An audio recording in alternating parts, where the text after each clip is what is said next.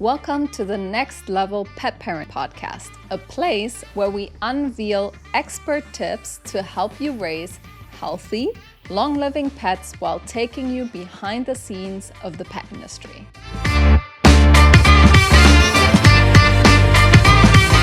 Thank you so much for tuning into our first ever episode. In this episode, we are going to talk about what this podcast is all about, who we are, and why we felt inspired to launch a podcast for pet parents in the first place. Today's episode is going to be a bit longer than the usual, as we will also introduce our incredible mentor and expert guest, who is going to be a guest feature a lot on this podcast as well. So I am your host, Charly Pruden. And I'm your co-host, Larry Pruden.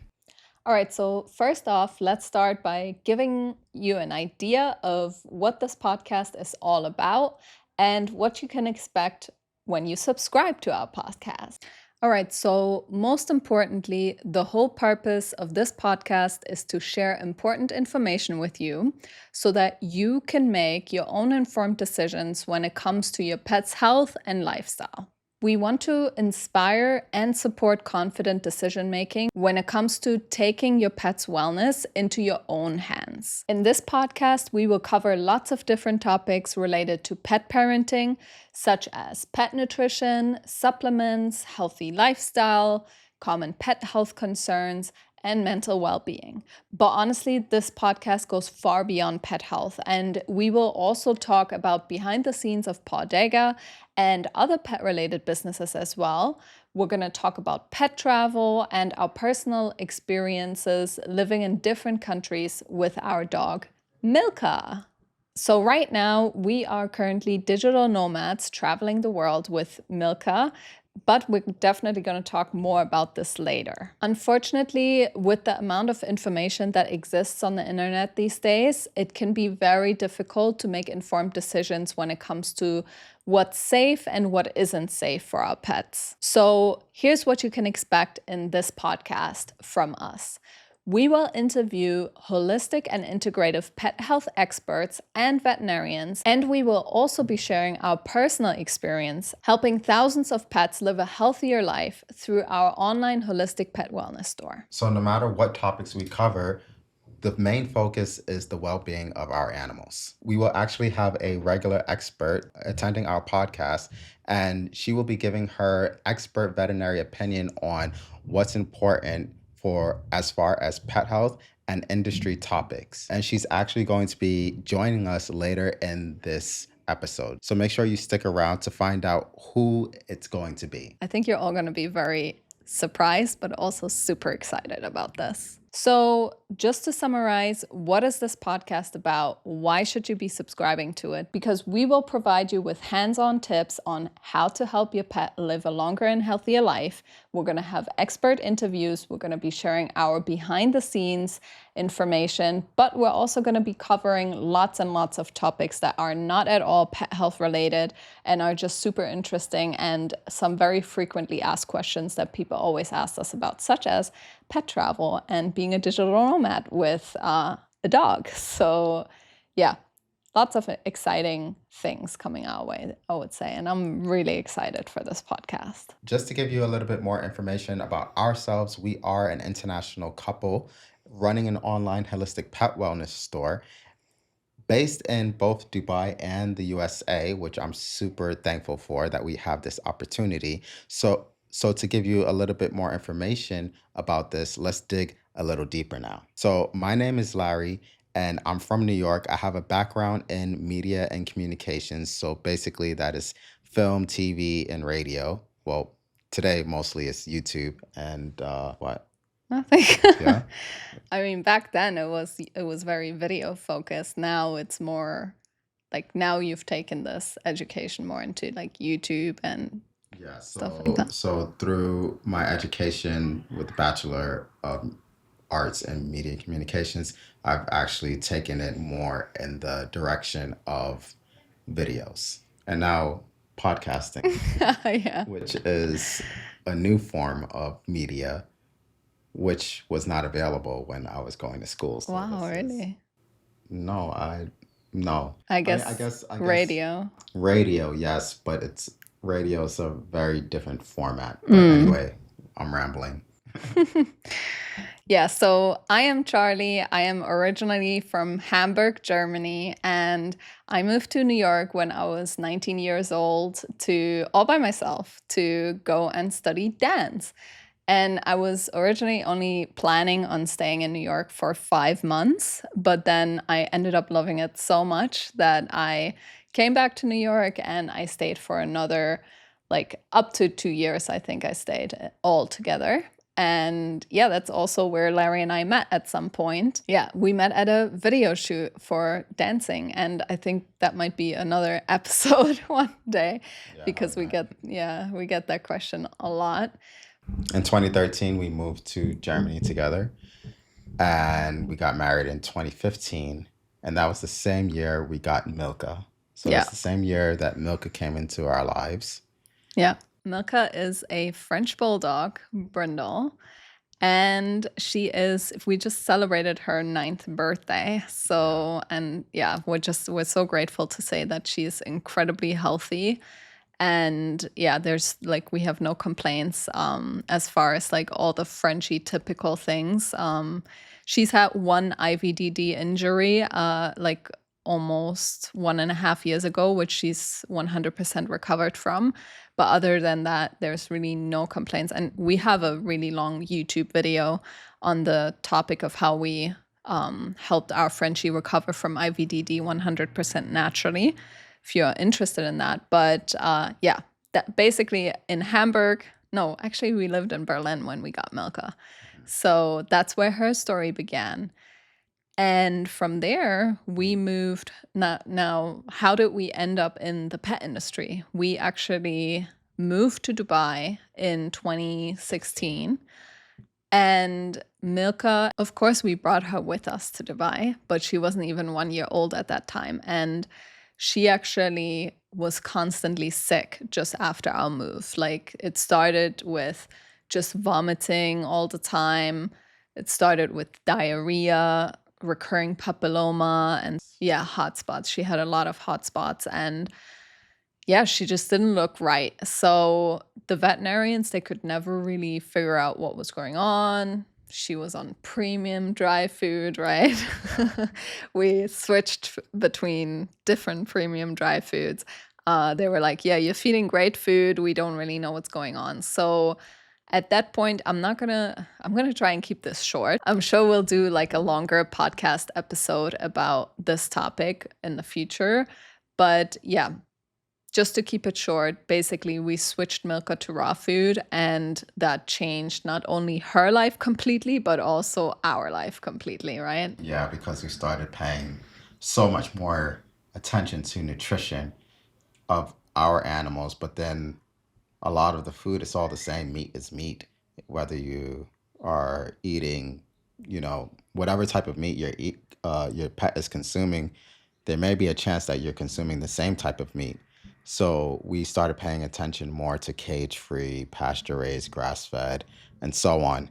And And beyond that, even, we also started digging deeper into things like chemical flea and tick treatments and herbs and detox, and just looking really at a holistic approach. Like, what does holistic mean? It means looking at the whole of the body, right? Not only looking at the nutrition, but we started looking at, okay, how are we feeding her? Like feeding from a platter versus from a bowl, and all types of things like that, supplements, you know. I think I would also just to put some input into that when it comes to like the holistic lifestyle aspect of raising Milka, a lot of it was almost kind of like forced upon our own selves. So I'll just give you an example. When we are talking about cleaning products, for example, right? So we want non-toxic cleaning products for to spray on the floor, but now we also benefit from that. So a lot of it is like it's interchangeable and you can't really escape it. You can't say like if you're gonna change your floor cleaner, you just made it better for your entire household. So Yeah, those were it's so ways, connected. exactly. It's so connected, and those are ways that we all benefit as a family. So I think also just to chime in, something you also can expect from this podcast is other ways to improve your own health, possibly. So a Sure, lot of the yeah. things, a lot of the experts that we will speak to, they're all going to say things that will also potentially help improve your own health. So it's honestly, it's yes, we're going to be talking about pet health, but we're going to also be talking about health in general. Yeah, that is so true. And I mean, it's the same with our health. Like, our health has benefited so much through all of the things that we learn about Milka and pet health. Mhm. So, yeah. But yeah, so basically, to get back to who we are and how we got ended up in the pet industry, is that when Milka was sick and we switched to raw and she was feeling so much better, like there was no more vomiting, no more hot spots, all of that just went away. Honestly, kind of overnight. Like, so that really inspired us to share Milka's story, because it kind of ignited something in us where we were like, hold on a second, why was our veterinarian always telling us not to switch to raw?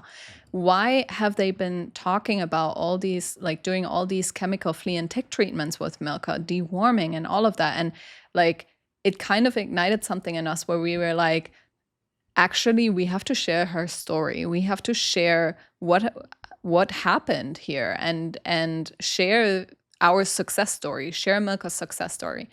And that started kind of on Instagram, right? Yeah, definitely.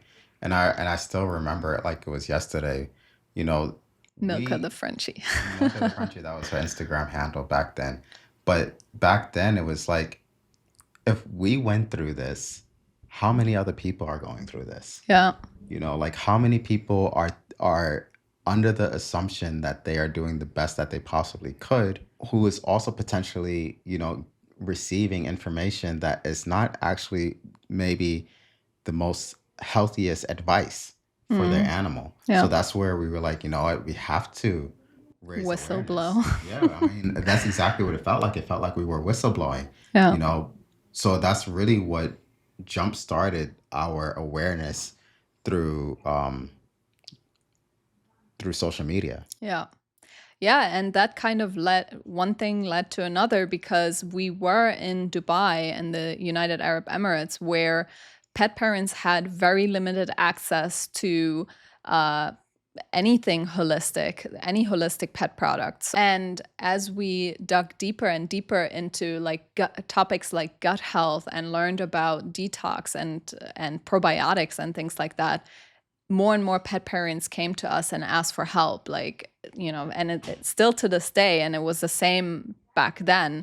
The biggest thing in Dubai was always skin allergies in general, skin Mhm. disease, things like that. And we would try and help these pet parents out of, like, with through our content, and we would tell them, okay, get this probiotic and this leaky gut protocol or whatever, from Canada or from America. And it was just so inaccessible in Dubai, and most pet parents would not do it because of, shipping rates and Shipping import times. duties and shipping times and stuff like that. So it got to a point where we had to actually sit down and ask ourselves the question, okay, like, do we actually really want to help pet parents in Dubai? Because if we do, then we're going to have to bring these products to Dubai, because people are just not really able to help their pets with the resources that they did have in Dubai. Our passion to help animals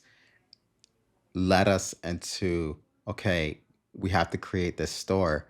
But doing that, it was so much more than, all right, we just have to create the store. We had to learn how to be importers Yeah. right away, Hmm. distributors, and so much more. We had to learn how to run a business from just being a pet parent that just wants to help pets. Yeah. So, And also beyond that, like at this point, we were so frustrated, and we still are today.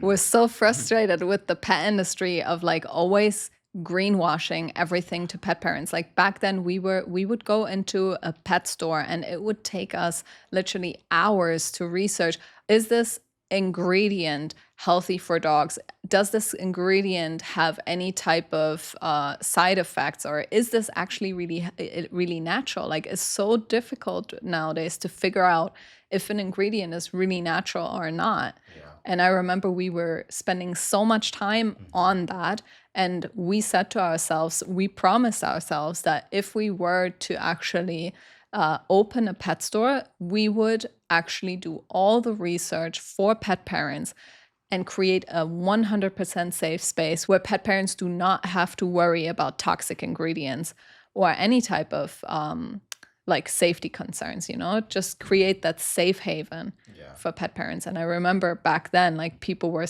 telling us we're crazy for doing this. Yeah, I mean, we heard a lot of "you're crazy," but you know what?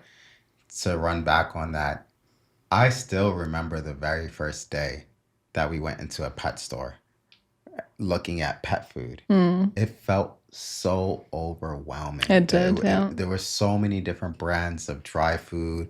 There was raw, there was so much. And it was like, as a pet parent, first of all, the ingredient lists are so long. It's just like, I don't even know what this means. Yeah. I kind of wish there was like content like ours and even other people's content today.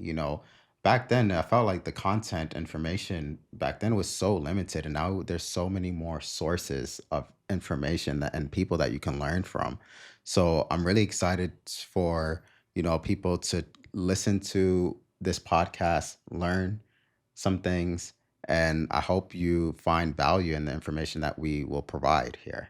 Yeah, so basically, from that point on, we did a whole lot of research, right? We did like a year and a half of research before we even got our business license in the UAE. Yeah. And then what happened? Once we were finally ready to launch Pawdega, COVID hit. Yeah. How could I forget that? Yeah. I mean, like, Seriously. the most global news in the world. Yeah. We were in the process of getting the license, doing the research on and bringing all the brands together, and COVID hit. Yeah, that definitely set our plans back a bit, and we had to like Readjust. readjust. We Yeah. had to reconsider. We had to really think, did we still want to do this in Dubai? Or I mean, because I lost my job, honestly, which held both of our visas in Dubai. So we had to really think about, do we stay or do we leave and go somewhere else? And we Yeah. said, no, there's way too many people that need our help here Yeah. in Dubai. Mm-hmm. So we pushed forward. We didn't have the opening that maybe I would say I necessarily wanted, but honestly, I'm a true believer in everything happens for a reason. Yeah. I think maybe we weren't ready to have all of these brands all together Mm-hmm. In in the very Dubai in beginning, the yeah. very beginning, because honestly, the workload, to import all these brands and to offer it in the UAE is quite a lot. Yeah. So, and it took time to learn all of this stuff, Yeah. but we're there. We're here. Yeah. We're here now. Yeah, and then also we've talked a lot about the UAE now, but so now basically by now you know how we started Pawdega in the first place. And Pawdega actually was the very first and still is the very first holistic and natural pet wellness store in all of the Middle East. So, and in 2024, we actually then opened Pawdega in the USA, which was also an incredible milestone for us and just absolutely amazing. With the COVID stimulus package money. I mean, I'm gonna say that, because actually I think it's really important that people know that, first of all, we are very much a small business. I filed back those taxes, and then we had this stimulus package check, and we opened that business in America as well. So, and now we're helping animals in America. Yeah. So we're helping animals in a lot of places. I'm really, really happy about that. Yeah, and maybe we should just say, I know we said we weren't going to talk too much about this, but maybe just one sentence for anyone who might not actually know our business Pawdega yet, Pawdega is a natural and holistic pet wellness store, and we offer the safest pet products when it comes to like food and supplements and feeding trays and licky mats and toys and stuff like that. So yeah, from basically our focus is always the safety of pets. So yeah. And you can find more about that at pawdega.us and pawdega.com. But right now, we are actually digital nomads, which is actually another very unique point of view that we're bringing, I guess, to the world. Because, yeah, we are currently in Tulum, Mexico with Milka. We are actually going to a few different cities in Mexico with her. And later this year, we're also going to Germany and then maybe even to Asia. Yeah. I mean, honestly, like, you and I, we've been travelers. Before we even had a pet business, we've always loved to travel. Um, and now that, we set our business up in a way where we could, you know, run it from anywhere in the world. So we have two warehouses, and whenever we get orders, they get dispatched and shipped out to our customers. Whether pretty much we ship to over 100 countries at this point, but our main markets are the United States and Dubai. And Milka, she's a globetrotter as well. Yeah. Yeah, like she has. I think she's been to four countries now.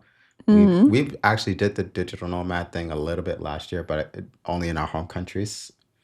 Uh, so we spent a couple months in New York, and then we spent a couple months in Hamburg, Germany, and now we've said we really enjoy it, and now we're gonna. We went back to Dubai for like 6 months, sold all our stuff, and now we're living out of two suitcases. Yeah. Yeah. Yeah, so let's talk about why we are starting this podcast in the first place. The reason we're starting a podcast is because we really wanted a more deeper connection with our community, and we wanted to kind of like show a lot more behind the scenes, but also have a place where we can kind of gather all of our expert interviews. We've always done expert interviews on like Facebook Lives and stuff like that, but they just kind of get lost somewhere. And we'd really love a platform where we can just gather all of these expert interviews and have them searchable for pet parents who really need the information. And then another reason was also because, on social media, people always only share like the super positive stuff, right? But like we Yes. really want to dig deeper and connect on a deeper level with our audience, and also talk a lot more about what it's like to run pet businesses, or also take a behind the scenes look at your favorite pet businesses. We're going to interview other pet businesses and ask them like questions that we're just dying to know. Hmm. And also then just, yeah, I think overall just having a more meaningful platform. Yeah. Yeah. I think honestly, one of the reasons I think of starting the podcast is to really give the behind the scenes look of the pet industry, our business, and other people's businesses. Because, like you said, like I think a lot of people just aren't aware, especially even with us.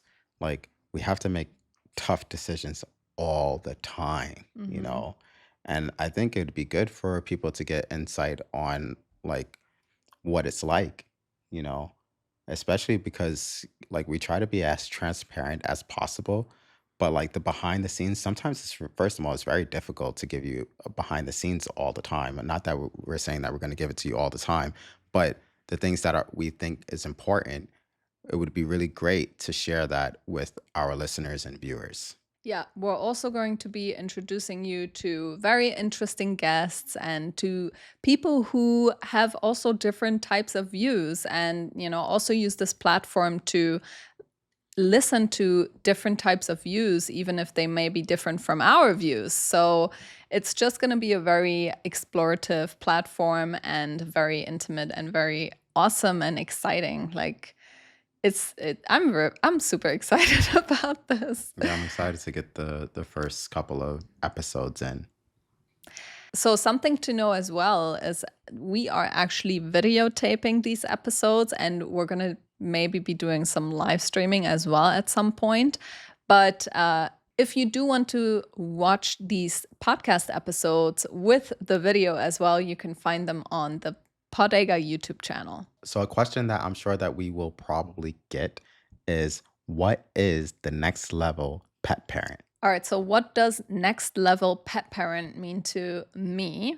First of all, it does not imply that we or any of the guests that we interview are perfect pet parents, just to get that out of the way. Like, I don't want anyone feeling pressured or anything like that. We're not trying to display perfection by any means. And we sure are not perfect. We're always learning. We're always on the hunt for more new information. But to me, next level pet parent, it kind of means that wherever each and everyone is in this journey of being a pet parent, we can all unlock the next level together. So that might be something different for each and every one of us. And by sharing information and learning from each other and learning from expert in this field, we can gain knowledge to implement new lifestyle changes that will enhance our pet's life, whether that be physically or mentally.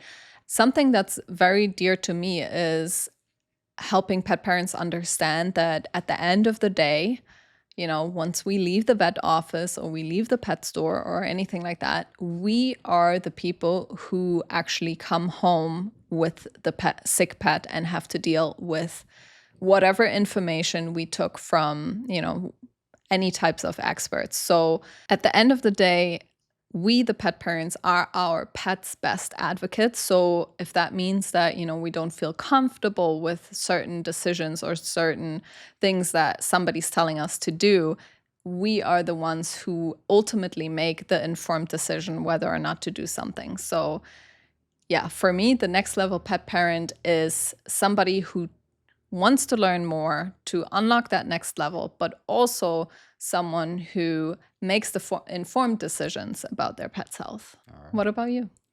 I mean, I think for me, the next level pet parent is going to be somebody that wants to learn, Yeah. someone that is eager to provide their pet with better options, alternatives, and someone that is going to make informed decisions about their pet's health. I think that's really what the next level pet parent means to me. Yeah. And also, actually, since you mentioned better options, it doesn't necessarily need to be the best, right? definitely Like, not. better can be, if you feed kibble right now, better would be adding a little bit of raw food in there, for example, or fresh food, It could right? be So adding a little bone broth. It could be a supplement. It yeah, could be anything that improves yeah, where you are. yeah, exactly. Next level. Exactly. It's the next level. Exactly. So yeah. All right. So without further ado, let us reveal who our expert guest is and who will be joining us all throughout the podcast again and again. So our regular special guest is going to be Woo! Julie and Lee. Yay! Yes, she is the founder and formulator for Adored Beast Apothecary. And we are super, super excited to Yeah. announce that she is going to be a regular guest on our podcast.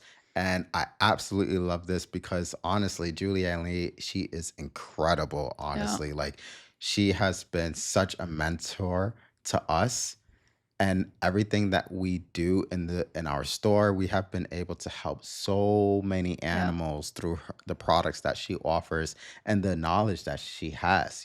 So we consult with Julie quite regularly, and we're able to, because of her expertise, able to help so many animals. So I'm super, super amped that we're gonna have her on our podcast as a regular guest because we're gonna be talking.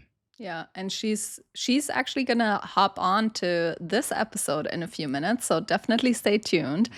Yeah. But Julie is not only a mentor for us and an inspiration for pet parents all over the globe. She also is such an incredibly inspiring person, not only when it comes to helping animals and their pet parents, but also when it comes to helping the environment and being sustainable, making sustainable choices. And honestly, I can confidently say I have never seen a pet business in the manufacturing space that Mm. has such insane ethics like Adored Beast. And much of that comes from Julie and Yeah. Julie's head. So, like, when you start talking to her about, mushrooms, like, Yeah. she'll take it further and she'll buy a mushroom forest, Yeah. to Yeah. I make mean, she's sure. literally done that. She's literally went and Exactly. bought a mushroom To forest. make sure that, like, the mushrooms are really entirely sustainably grown and harvested. Things like fish oil. She's revolutionized the omega-3 oil space with bringing out an algae oil that doesn't harm the ocean and, things like that. It's just like, it's so mesmerizing to hear how her brain works. And I'm so excited that we get to pick her brain on so many incredible pet health and pet wellness and pet industry topics. Hmm.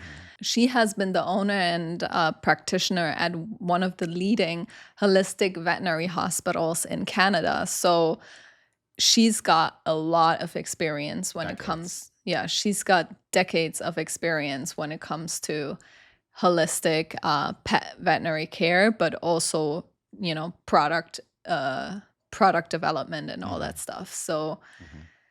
so excited. Yeah, I'm really excited because I mean, we've interviewed Julie many times, and I always learn something new. Yeah.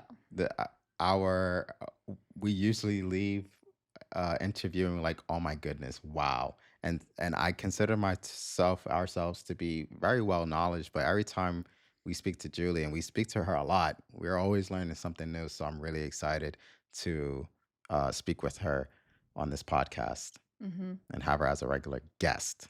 I think I want to emphasize she is going to be a regular guest on this show. I'm Yeah. really excited about that. And I'm sure we're going to get a lot of behind the scenes of Adored Beast as well. Yeah. And I'm sure a lot of our listeners know Julie and Adored Beast very well already. And if So, you don't, you're about to find out. yeah. Julie has been one of our biggest supporters even before we ever started Pawdega. And yeah, it's just a very awesome full circle moment that she's now on our podcast. Welcome to the podcast, Julie. Thank you so, so much for joining us. We're so incredibly excited that you are going to be a permanent expert guest on our podcast. So thank you so, so much. Well, you're welcome. It's been a while in the making, hasn't it? Yes. It's just like Yeah. Yes. lots of thoughts and lots of. Hmm. So it's awesome that you guys are finally getting on underway. Hmm. Yes. And yeah, we're like, you have been such an incredible inspiration and mentor to us in so many ways, not only in our personal journey as a pet parent to our dog Milka, but also in business. You've been an incredible mentor and partner as well. And something that I'm super excited about is that we regularly get an insight into all of your ideas and how extensive you think about things when it comes to product development as well as environmental issues and pet health in general. And I'm just so excited to share that with our audience as well, and I know everyone's gonna love that. Well, thank you. I love talking to you guys. It's funny, when you connect with someone, it just becomes so natural.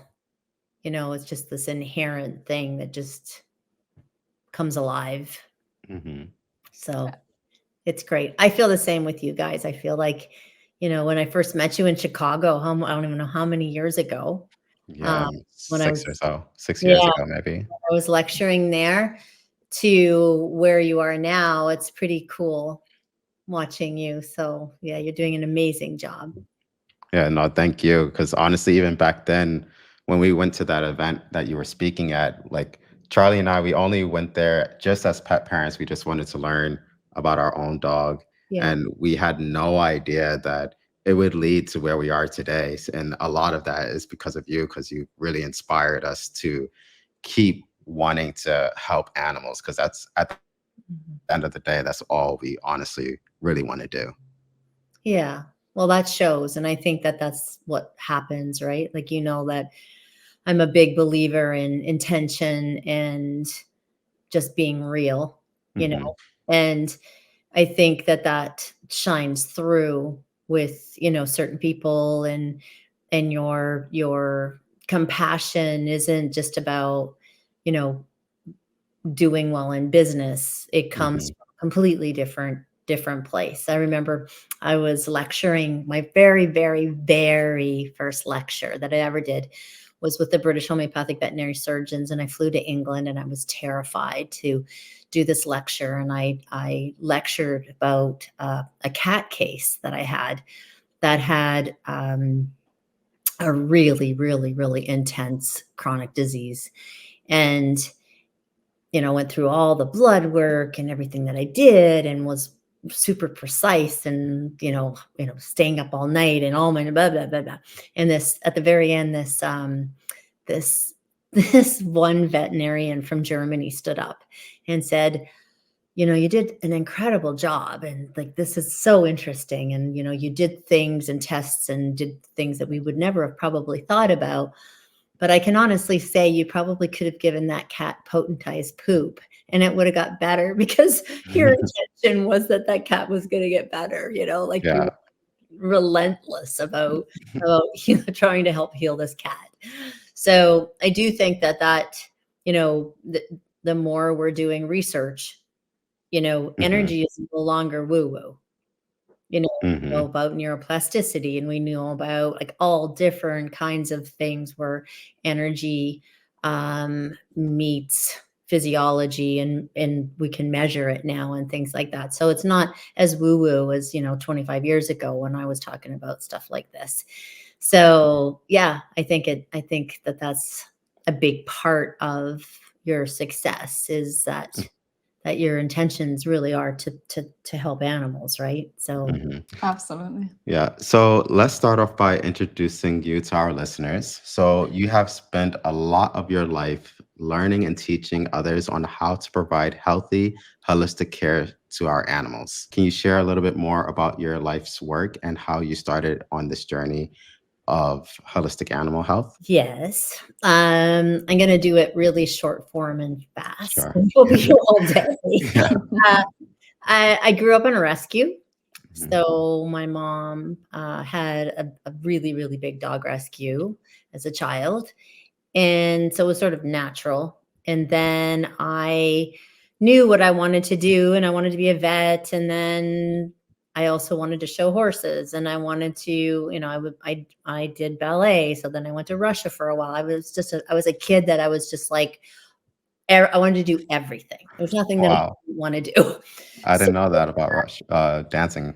yeah, so I decided that I was going to become a vet tech. And Mm, my mom and my grandma were Yugoslavian, Gypsy Irish descent. mhm, Everything was natural, like, as much as we possibly could, natural or really high, very science. Like, we went to pediatricians. We didn't just go to regular doctors. Like, if we mhm, were going to do conventional, it was like high end, the best conventional specialists, things like that. So when I decided that I was going to become a vet tech, mhm, because then I could stay home on our farm and have my horses and do my stuff. So I did that, and I worked in a conventional practice for quite some time, a really, really big one, actually, and completely jumped the fence. So went from this very holistic minded approach to everything had to be the way we learned at school. So mhm, vaccinate everything, feed everything dog food and cat food, no human food, like couldn't have been exactly polar opposite to what my family was doing with our animals and ourselves. And I was in that mode for quite some time, and my mom and my grandma kept saying to me, like, Julie, you know, we love you. This is what you're supposed to do. But ever since you've been doing this, everything's getting sick. We never had to have a vet unless something had to get stitched or Mm. euthanized. Right? Like they just didn't go to vets. And, now everything's getting sick. And I saw it, but I didn't want to believe it. So I just put Mhm. my blinkers on and, that can't be true, and stubborn, stubborn, stubborn. And then my dog got cancer when he was 4. And Sheesh. I was devastated, and I went to my mom, who was like my mentor, and Mhm. I said, I don't know what to do. I was just like, I was freaking right out. And she said, yes, you do. And I said, what? She said, call Virginia. So Virginia was our naturopath. Okay. And so I called Virginia, and it was really interesting. This was back in, so 94, 93, 92, maybe Mhm. 92, 91. And she said to me, okay, take him to the specialist, and don't let them do any fine needle aspirations, and don't let them do this, and don't let them do that, and get him off this food. And she made this wasn't raw, it was cooked food. And so they had a really poor prognosis for this dog. They were going to have to resect his bowel, remove this tumor that was really large, and they didn't. It was very guarded. So we did a whole bunch of herbs and suppositories and changed everything. By the time he went in, which was about 11 days after the Mhm. initial meeting, they did the surgery, and the tumor was fully encapsulated, really small compared to what it was. And Mm. Wow. the vet, Dr. Smith, he was really nice. And he said to me, I don't know what you're doing.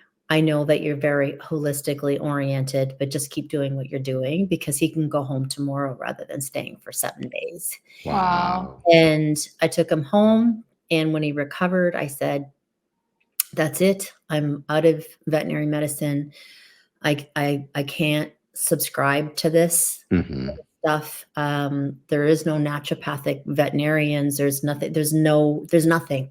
So Mhm. I can't be part of something that I don't believe in. Yeah. Mhm. So I wound up going to Spain to visit my girlfriend, and I got sick in Spain. Mm. And I went to the hospital, and it was for, hemorrhagic gastritis, which I would get when I was stressed. Mm. And I went to the hospital, and I thought, okay, there goes my thing. So I was usually sick with it for about 2 weeks. And within 2 days, I was back on this thing. They treated me homeopathically Wow. in the hospital. That's amazing. So I'm like, okay, this is a sign. What is homeopathy? Yeah. So fast forwarding it, I was living in Toronto and applied to a 4-year human homeopathic medicine program in Vancouver. Got in, flew to Vancouver, or moved to Vancouver, and within about 2 seconds was driving my professors nuts, going, what would this, like, putting it all into animal stuff. And Yeah. my one prof, who was a pediatrician from Germany, said to me, you should just do animals. And I said, well, there isn't anything for animals. He said, well, there is in England, but I had to have completed the 4-year human homeopathic medicine program. Mm. And then I applied, and I got into England and did 3 years with the British Homeopathic Veterinary Surgeons.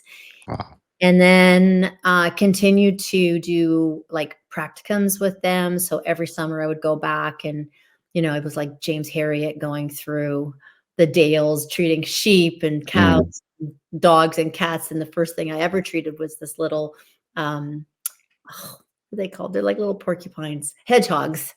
And they thought it was funny Yes.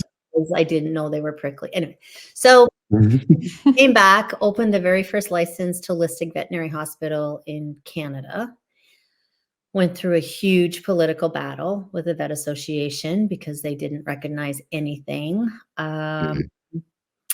Managed to endure that. And by the time I left, I had started a post graduate 3-year holistic veterinary program that I taught in Vancouver, and I had 5 clinics in British Columbia. And then I kind of burnt out Mm, and wound up once I felt like there was enough people that could just like take my clients because I was mhm, crazy attached to all of the animals that I worked with. And then I moved to Nova Scotia, bought a farm in mhm. Nova Scotia, and took about 6 months off and then decided to open Adored Beast to see if I could help a larger amount. But yeah, I mean, when I sold the practice, they had to do an audit, and for the vet that bought it, and I was amazed. I had worked with over 35,000 animals in my, Wow. and it was, beautiful clinics, fully integrative, everything Mhm, from surgery to acupuncture to chiropractics to, physical rehab. mhm. Homeopathy clearly was one of our Yeah. primary modalities. Mhm. So, and here I am. Wow. And just to step back a little bit, how long did you have these clinics for? 22 years. 22 years. Wow. Mm. Amazing. It's amazing because you were the practitioner at some of the most busiest holistic veterinary clinics in Canada, right? Well, the world. Yeah, Wow. not even Canada. Yeah, Mhm, our one Vancouver Animal Wellness Hospital was probably the largest. It was 7,500 square feet, and we Wow. had about 6,000 clients. It was massive. We had wow. people flying in from I had a client fly in from Switzerland to Mm, Mm. log in from Switzerland to see us, and, because back then, there just wasn't the option. There were, people that were doing holistic medicine, but not sort of at the capacity where it was solely fully integrative, right? So we could do anything. Like if something, broke its leg or something had we could rehab them. We could do lots, water therapy, like we did everything. So we were, mhm, yeah, there was a lot of people that came from the US, tons and tons of clients and patients that came from the US. And we had vets that would fly in and just do practicums, like summer practicums from other countries just to sort of check out what we were doing and stuff. So yeah, I was really lucky, mhm, in this tiny little one room, vet hospital to a huge, huge clinic. And then I had a wing on one of the largest, I think, veterinary hospitals, as well, emergency hospitals. So I've seen a lot of different things, mhm, lots and lots of cancers, lots of chronic disease, lots of like, okay, if you can't help this dog, we're going to be euthanizing it, or you can't help this horse, we have to euthanize it, like really end stage stuff. mhm, And when I left, it was lovely because, I became so close to my clients that, I was able to follow them to their animals' death, and then they would get new puppies or kittens or horses or whatever, and they would start from scratch then, mhm, right? Like, learning from everything that they learned. And the other really wonderful thing I always say that animals are such gifts to us and on such a larger scale than we even know. And the amount of families I think that we collectively helped, like with all the vets that worked for me. And, at one point, I think we had, I don't know, like almost 11 vets at this one practice and with a staff of like 30. So, like really was a large clinic. But collectively with all my clinics, the amount of families that we helped, like all families, like people coming with their animals that are dying or super mhm, bad allergies or something like really intense. And sometimes we would have the whole family come in so that we could make sure that we discussed everything that we could possibly know to help to alleviate this animal suffering.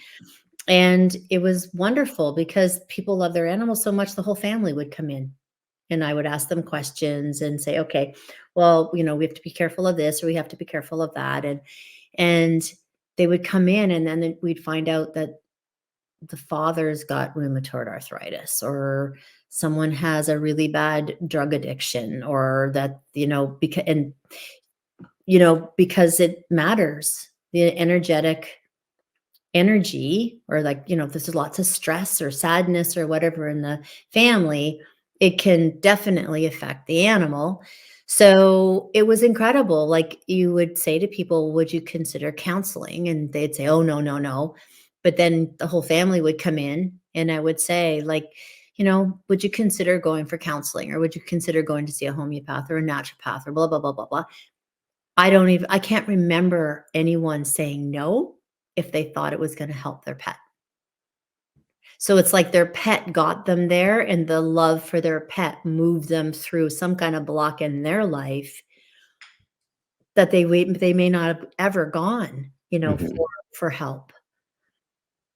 So yeah, it was pretty incredible. Like, the whole experience, a lot of hardship from a perspective of pushing through the political part. Like, I wasn't even Yeah. allowed to write about probiotics. I had a article in the Vancouver Sun, and back then, I had to retract an article talking about probiotics because they said there was no proof that probiotics helped companion animals. So the Vet Association made me retract my my article on gut health and probiotics. I think that was in 2002. Maybe, yeah, I think 2002, 2001, maybe. So Crazy. we've come a long way. Yeah. Yeah. That's for sure. Yeah. Absolutely. There's so many things actually that you just said that we can relate so well to. First of all, like, we know firsthand what it feels like for your dog to change your own life. Like, Mm. not just by the fact of coming into your life. Obviously, dogs change our lives just by existing, but also Milka's health journey has changed the way that we look at our own health. So absolutely, being on this wellness journey with Milka, we've started incorporating things that I don't know if we ever would have gotten here if it wasn't for Milka. Like, having our medicinal mushrooms every day, having our probiotics every day, those are all things that she inspired us, to look So into. many different things. So many different Mhm. things. Like, when I say to people, don't, try not to put, Febreze, or, things Oh that yeah. are hormone disruptors and stuff. Mhm. And they're like, seriously, they're hormone disruptors? Oh my gosh, Yeah. my daughter's 11 years old. I Mhm. definitely don't want that happening in her life. Right. So what happens, Absolutely. right? Right then and there, in that instant, it changes the dynamic of that little girl, right? Mhm. Mhm. Pretty cool. Absolutely. Yeah. And for our listeners and our viewers, like, through this podcast that we are creating, we hope that you will be able to, like, hear, like, the insights of ways that we can improve the health of our animals and ourselves as well. So a lot of this is going to be just health improving information that is provided here. So In thank you, Julie. general, Yes, yes. not just for Yeah. pets, but And it's also going to improve the life of humans. yeah, Yeah. and even Humans, and hopefully the planet, because it's Yeah. all, yes. there is no separation of So the two, true. Yeah. right? Mhm. The three is just completely connected. hmm So And earlier you mentioned about your dog that was 4 years old who got cancer, who was diagnosed with cancer, and how that led you onto this incredible career. And now you've had your hospitals, and now you're running Adored Beast, which we stock Adored Beast in our own store, and now we're also helping so many animals through the products that you offer, and you can see, like, this domino effect, right? yeah. And Every pet parent has an animal that inspired their wellness journey, and it's beautiful to see how, like, the future pets that somebody might have are still like, their lives are still inspired or improved by that animal that initially Yeah. caused this wellness journey to kick off. So like, yeah, it's, and in some instances these pets never meet each Hmm. other, right? But Mhm. their life is still so full, and so yeah, their health benefits from something that a pet might have started. And a Yeah. lot of the times, like these animals, they help so many other animals. So Other animals. your 4-year-old dog that was diagnosed with cancer, honestly, has helped Milka incredibly. Yeah. So it's I love this, like, this domino effect of wellness, right? Mhm. Yeah, I mean, even, going to a dog park and talking to Hmm. people, right? So it's contagious. Yes. You start to see a difference in your dog, and you go to a dog park and someone says, "Oh, yeah, well, my dog has had this issue for so long." And they're like, "Oh, really? Well, so did mine, and but this is what I Hmm. did and made a huge difference." And Yeah. it's can like, um healing is contagious, right? Hmm. Well, and so is sickness, but healing is can be profoundly contagious. Just the whole, like I said about the intention, right, is pretty cool. And, you're talking about, his name was Broody, and he was 4 when he was diagnosed, but he lived until he was, 15 and a half. So, yeah, he did really, really well, and Wow. and, now I'm doing cancer research at Dalhousie University, so probably not just because, every second dog is you know, said to have will go through some type of cancer. So it's Hmm. a massive concern right now, but, just even from his perspective, Hmm. it was one of the reasons that I really wanted to do the cancer research, and I'm in my 5th year there now, and it's pretty amazing, you know? Hmm. It's a really I can't stop thinking about him when we turn another corner and we see another Yeah. incredible thing happening, and Mhm. so, there isn't a day that I don't go into the lab and kinda think about him and think about, "Wow, like, look what you've done," Yeah, look at the path you've put me on, and, he's exactly. like this little angel spirit for me all the time, and, Hmm. um, yeah, it's a really interesting thing how it just keeps for me, it just keeps, from that to our, medicinal mushroom forest and everything that I'm learning with that, and it's just a constant if you think, "Oh," people say to me, "Are you gonna retire?" It's like, how do you retire? Like, you Yeah. just I can't even walk outside my door without going, "Oh, like, wow, Yeah. really cool," or, with one podcast we just finished talking about, maybe we'll be able to talk about, Lyme and ticks and things like that. Like, Hmm. you can't just everything evolves and things change constantly, and it's this learning to adapt and understand and second, no, not just look at a disease and go, how do I fix that disease? How do I cure that disease? How do I stop that disease? For me, Hmm. it's never that. It's like, why is this happening? Yeah. What are we doing differently? What was going on 200 years ago that this didn't even exist? Hmm. What are we missing? What are we overdoing? What are we underdoing? What is the domino effect of this? What else is happening with this? Like, I can't how do you retire from that? I'd have to, like, lock myself in a dark room Hmm. and not go out, right? Yeah. But, that's also the incredible thing, like, when you found your passion, that it's something that, like, I'm sure it's a very stressful, job or thought process even to think about, not wanting to retire, right? But, like, if you found something that makes you that passionate that, like, you just keep saying, like, there's so many more things that, like, could be done or could be, like, studied and researched and things like that. That's really beautiful too.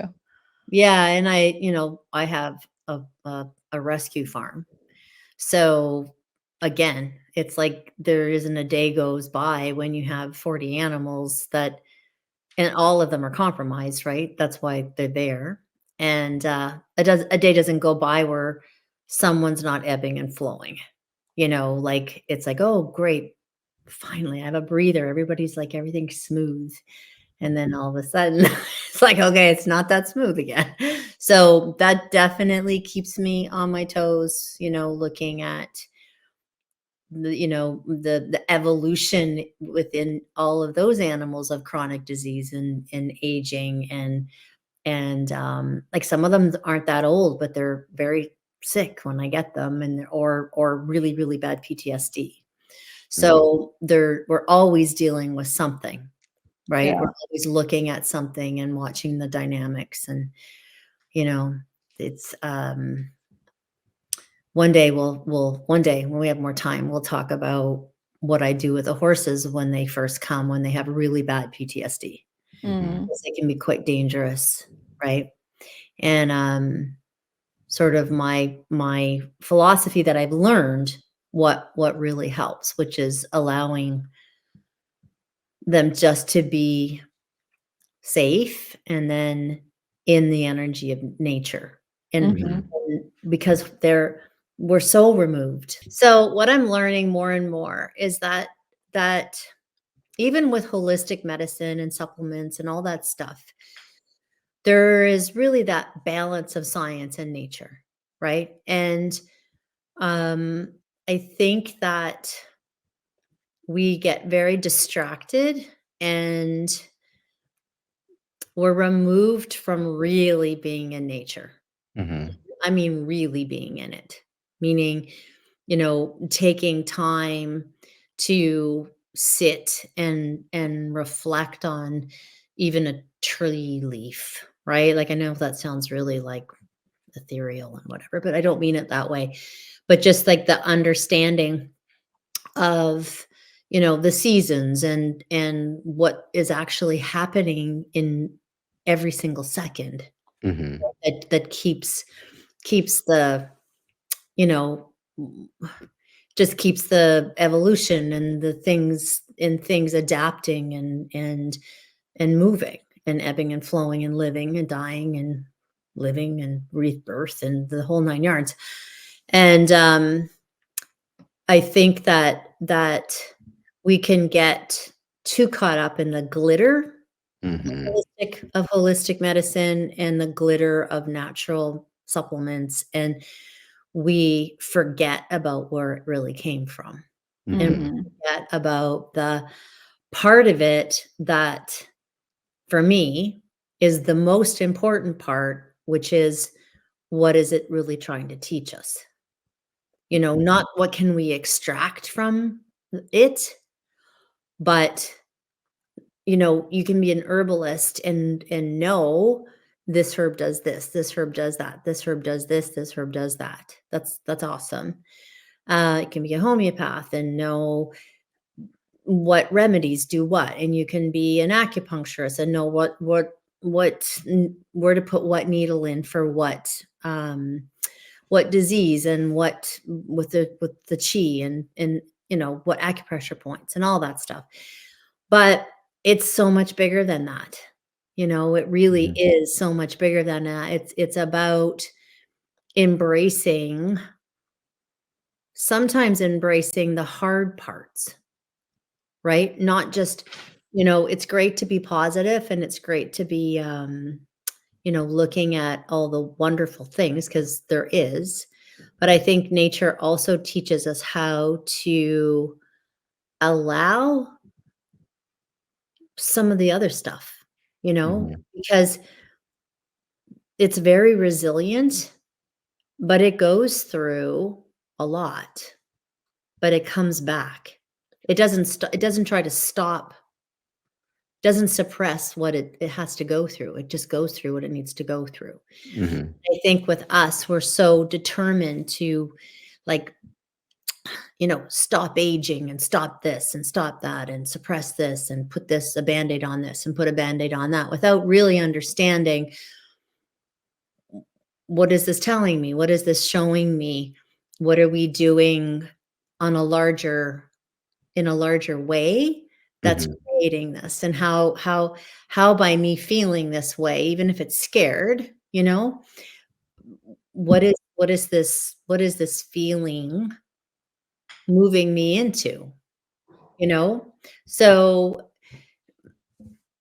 yeah, I try really hard to make sure that as much as I possibly can, and it's not easy. It isn't easy. It to pay attention to everything that's happening, whether it's a good thing or a bad thing, Mhm. and try and figure that out. So my point is that we have to be very careful that, well, we don't have to do anything. And I think that's the bigger point. It's like Mhm. what is I always say to people, just sit and be with your animal. When you're in a space where things are going okay, and connect so that when things aren't going okay, you've practiced that connection many, many, many, many, many times. And you've also played certain scenarios over what feels right for you in that moment. Because when things start to go bad, we all want to just reach for things that immediately stop the suffering, right? Mhm. But I think with natural medicine, we are kind of going down that slippery slope of getting caught into it being natural, but selling it, prescribing it, and looking at it from a very conventional perspective Mhm. instead of staying true and strong to the ancient philosophies or the true meaning of holistic. Mhm. It is a slippery slope. There's a lot of, it's a big industry now, right? Mhm. A very big industry. I was really at first when I was going through a lot of the stuff, like all the political stuff, because nobody was doing it and they didn't understand it. And I was always like, oh, poor me, blah, blah, blah. Having to fight all this stuff. But honestly, it's interesting because back then, um, it wasn't as shiny and pretty, and it was very crude, not crude, but was very like, all my teachers were really, really authentic. Yeah. Mhm. Authentic traditional Chinese medicine doctors, authentic homeopaths, authentic herbalists. Mhm. And when I look at how things are being transformed, the bigger the industry gets, transformed more into that conventional box, Mhm. I feel like we have to just become aware, of what that is. And it doesn't mean that it's not good. It just means that for the people that resonate with its indigenous nature, or its traditional nature, or people that resonate with nature in general, need to try very hard to stand in their power and seek out companies or veterinarians or practitioners that are still using those philosophies, and for people that are very science and in their own philosophy, very science and very need that, then that side of the business in the industry will speak to them. I try very hard to be both. Mhm. I try really hard to be very open and accepting and non-judgmental to both sides so that I can actually see what Yeah. is the route to go in certain situations. And I think like a general problem that is happening right now as well is that natural and holistic have become buzzwords where it's like every second product on the market now is called holistic or natural.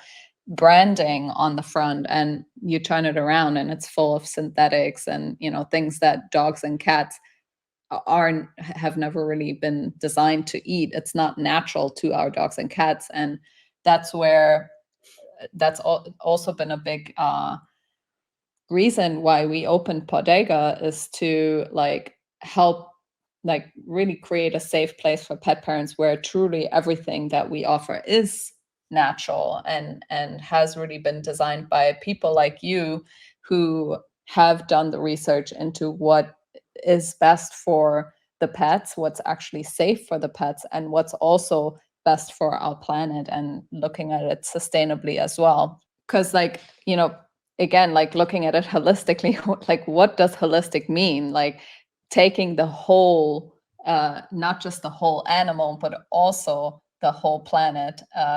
Like you said earlier, you can't really separate those. And that is also a form of what holistic medicine means, right? Or looking at it even from like a supplement perspective of like, we can't just like feed our dogs something natural or something that seems natural, but that's completely wrecking the ocean and is destroying a food source for fish and all of that. So that's also a part of holistic. Sorry? Yeah, oxygen. Oxygen, it's kind of Yeah. important Yes. for any species. Mhm. Exactly. Yeah, or yeah, I always would say that it's an oxymoron for me. It's like I've never, I was raised with a mother that said that there is no hierarchy. You know, it's all we're all one, and it's this fine balance of us all living and working together. And it always surprises me, especially for natural supplements, to think that something is being sourced that is detrimental to the earth. Mhm. Like, to me, that's even more of a shocker than it is for a conventional or pharmaceutical company to do that, For right? sure. It's like, okay, it's a different philosophy, but when it comes to, you know, someone using natural ingredients or branding something as natural or holistic or even sustainable, you know, like what does that even mean? Most of the time it means sustainable for the company and not for the environment. So it just always surprises me, because I think we need to step it up even more. People that own holistic companies or make their income on anything to do with nature should be even more aware of what we're doing to the planet. Yeah, absolutely.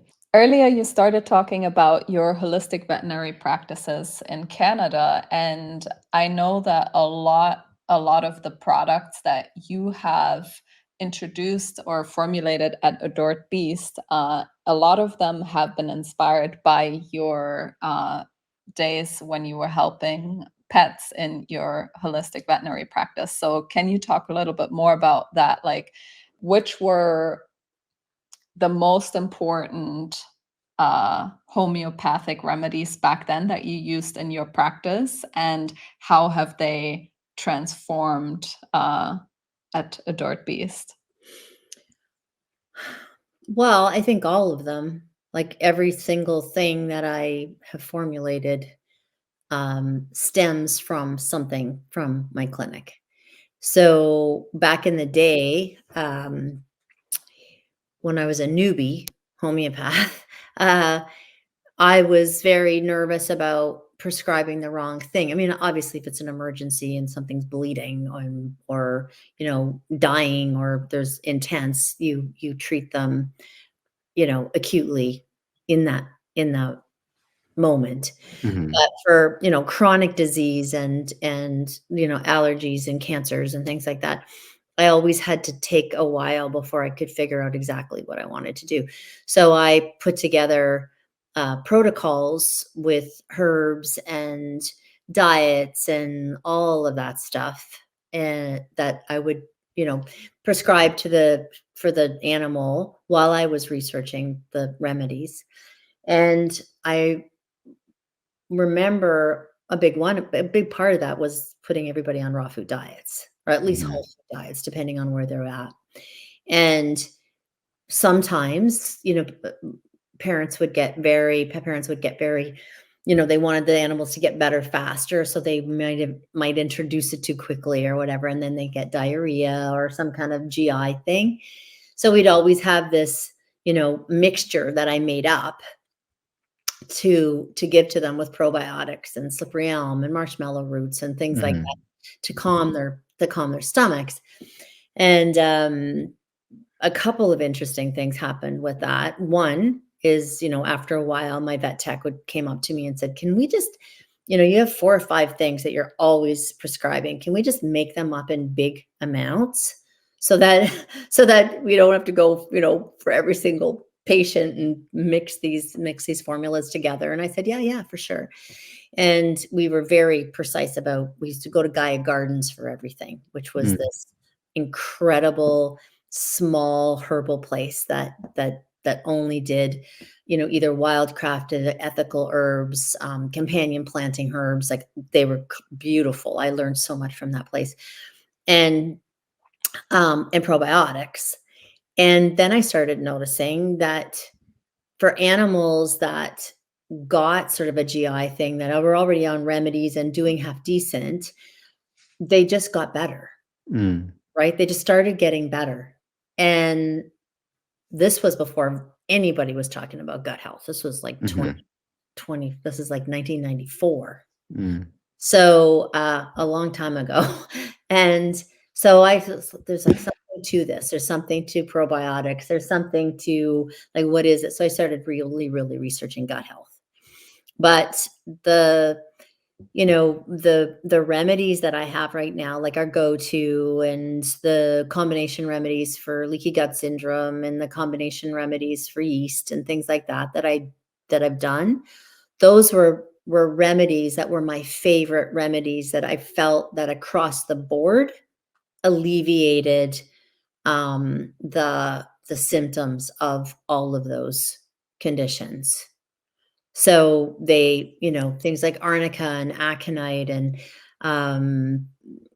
chamomile and pepper sulf and like, they're your basic remedies, combinations. So yeah, I think everything, even the formulations that I'm coming out with now, after I've been in practice, a lot of it comes from my farm. Me trying things on these really, really sick animals that come in to live with me. A lot of stuff still comes, though, always, and I can guarantee you this, is that when you would walk into all my vet hospitals, we had this big sign over the reception areas, is "Above all, do no harm." That was Samuel Hahnemann, who was who founded homeopathy. But I took that really to heart on everything. How what is harm? Like, what is harm? Is harm putting a dog up on a steel table and putting a muzzle on it and clipping its nails? That's harm for me. That's added stress and added added fear that animal doesn't need to go through. And, if my vets couldn't, kneel on the floor on yoga mats and cut nails, then that's fine, but they just were in the wrong clinic, the wrong hospital. So nothing, I remember when I opened my big hospital, we'd use big leather ottomans in every single room. We only had steel tables, where we had to have steel tables for sanitary reasons, in the back. But even then, we would put yoga mats on the tables in order for them, and then towels in order for them not to slip around. So I think it doesn't matter what I'm doing now, 25 years of working with really aggressive dogs, really aggressive and fearful cats, very, very sick animals, all different personalities of people. I don't do anything without reflecting on what do I do? What do I mix? What do I get? How do I do this? That will create the quickest, most effective, but least amount of suffering. Mhm. Yeah.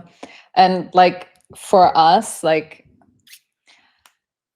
honestly, we are so happy to have all of the Adore Beast products as a resource for our own dog. And obviously, we're also very happy to be able to share that with all of our customers.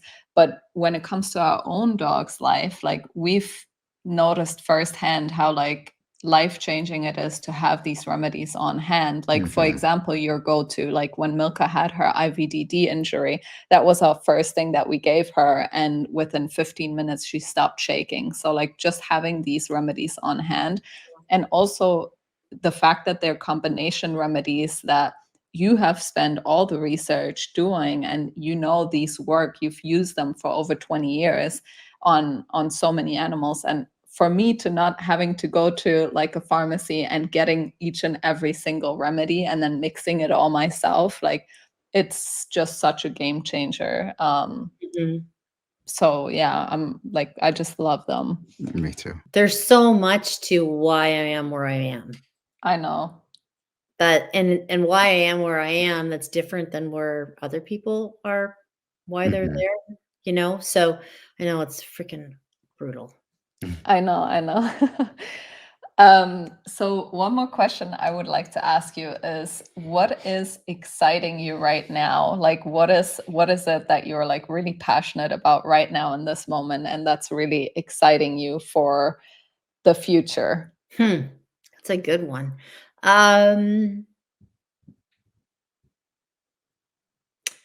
well, most people probably wouldn't think it's exciting, but for whatever reason, there's been 2, my cancer project, obviously. We're really, really making leaps and bounds with that. And I don't know, it's mind-blowing the results that we're seeing with it. So I'm super excited about that. But we're just compiling a lot of the research right now, so it's kind of in this whatever state. But I'm trying to keep this fast. But the other thing that isn't, it's not, is it exciting? I guess so, because I'm going to make it exciting, because that's just kind of what I do. But just this influx of what we were talking about, tick-borne illnesses, Hmm. Mm, wrapping my head around that. I've been looking into it for about 6 years, but I'm looking at it very differently now because, well, I have to, because it's affecting my animals, it's affecting me, it's affecting, where I live. It's just incredible, like the amount of mhm, ticks and people getting sick and animals getting sick. So the last even few weeks, so I guess I would say I'm getting excited about a different way of looking and approaching Lyme disease or tick-borne illnesses, and prevention, and also treatment, and the larger picture of that. Wow, that sounds really exciting. yeah, that I'm is. actually excited about that. Yeah. And Yeah. I'm also super excited about the cancer research and learning more Mm. about that. We are going to cover this topic in one of our future episodes. So, for everyone listening, definitely check out that episode on the mind blowing research of cancer research that Julie is doing right now. Thank you so much, Julie, for joining us today. And thank you, everyone, for listening. We are going to dive in now into the topic of natural solutions for pet allergies and itchy skin. So please make sure that you listen to episode 2, where Julie talks about those awesome natural solutions. All right. Thank you all so much for listening to today's episode. We hope that you thoroughly enjoyed it and hope that you're excited about what's to come on the Next Level Pet Parent podcast. If you're enjoying the show, make sure to hit the subscribe button so you never miss an episode.